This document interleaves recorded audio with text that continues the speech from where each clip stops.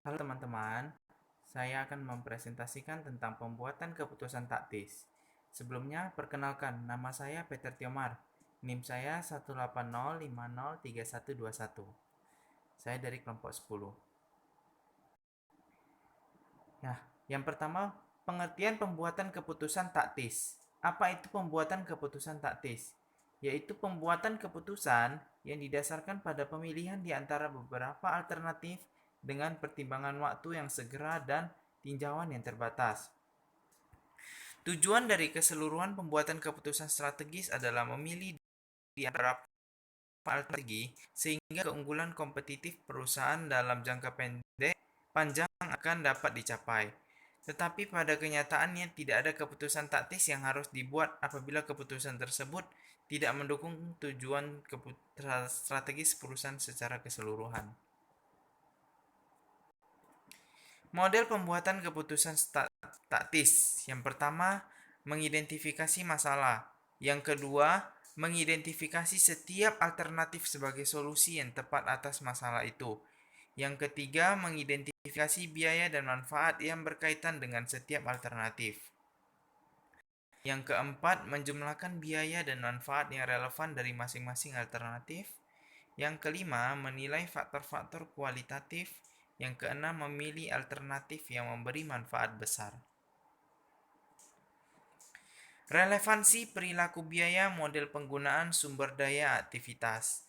Biasanya biaya variabel bersifat relevan. Sebagai contoh, biaya produksi variabel adalah relevan untuk keputusan membuat atau membeli. Titik kuncinya adalah bahwa perubahan dalam penawaran dan permintaan sumber daya aktivitas harus dipertimbangkan ketika menilai suatu relevansi. Model penggunaan sumber daya aktivitas memiliki 3 kategori sumber daya. Yang pertama, sumber daya diperoleh karena digunakan dan diperlukan. Yang kedua, sumber daya diperoleh di muka sebelum digunakan. Yang ketiga, sumber daya diperoleh di muka. Sumber daya diperoleh karena digunakan dan diperlukan. Beberapa sumber daya dapat dengan mudah dibeli dalam jumlah seperlunya dan pada saat digunakan. Contohnya apa? Yaitu listrik. Listrik itu digunakan untuk pemanas yang merebus buah dalam produksi yang selai. Merupakan sumber daya yang diperoleh karena digunakan dan dibutuhkan. Contohnya apa lagi? Selain listrik. Contohnya air. Nah, perusahaan air minum. Air disaring, dibuang kotorannya dan dibotolkan dan dijual kembali. Jadi bisa digunakan dan dibutuhkan.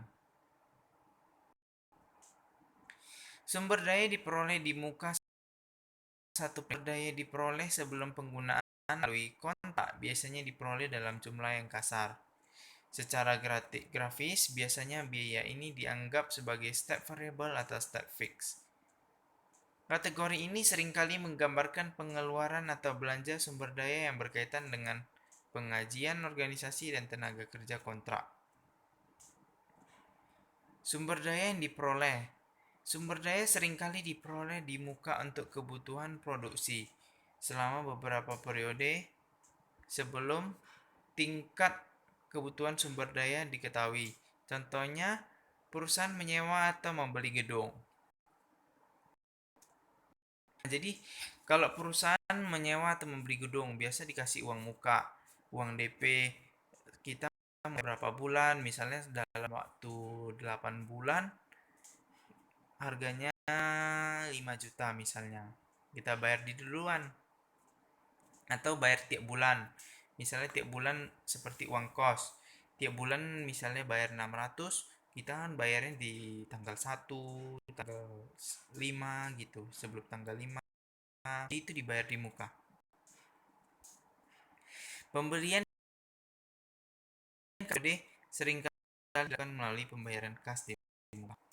Oke, sekian presentasi saya tampilkan. Apabila ada kekurangan, saya mohon maaf. Silakan like, komen, dan subscribe. Terima kasih.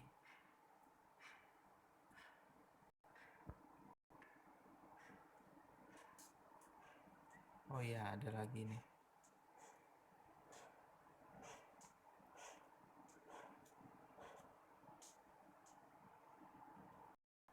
Oke, saya tambahkan tentang model pembuatan keputusan statis. Yang pertama, mengidentifikasi masalah. Contohnya kita ada masalah nih. Aduh, tugas banyak banget. Masalah, bagaimana caranya? Yang kedua, mengidentifikasi setiap alternatif sebagai solusi yang tepat atas masalah itu. Contohnya, saya mau buat presentasi, tapi saya tidak ada komputer. Bagaimana caranya? Yang kedua, ya sudah, kita pergi ke warnet, bayar 1 jam 3.000. Yang ketiga, mengidentifikasi biaya dan manfaat yang berkaitan dengan alternatif.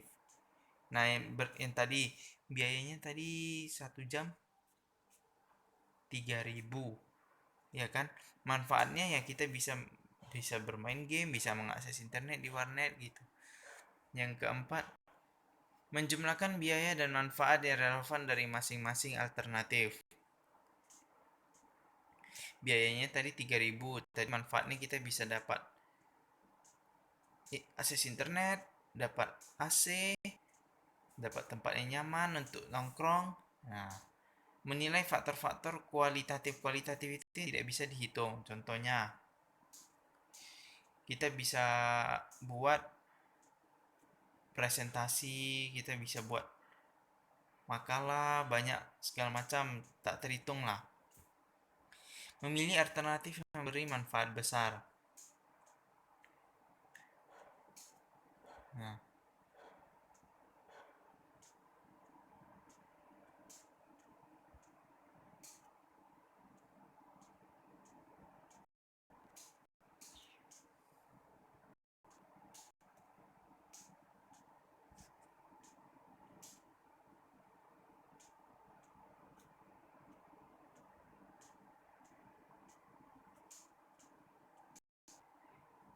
biasanya biaya variabel bersifat relevan. Sebagai contohnya, biaya produksi variabel relevan untuk keputusan membuat atau membeli. Titik kuncinya bahwa perubahan dalam penawaran dan permintaan sumber daya aktivitas harus dipertimbangkan ketika menilai suatu relevansi. Model penggunaan sumber daya aktivitas memiliki 3 kategori: sumber daya diperoleh digunakan, diperlukan, diperoleh di muka sebelum digunakan, sumber daya diperoleh di muka.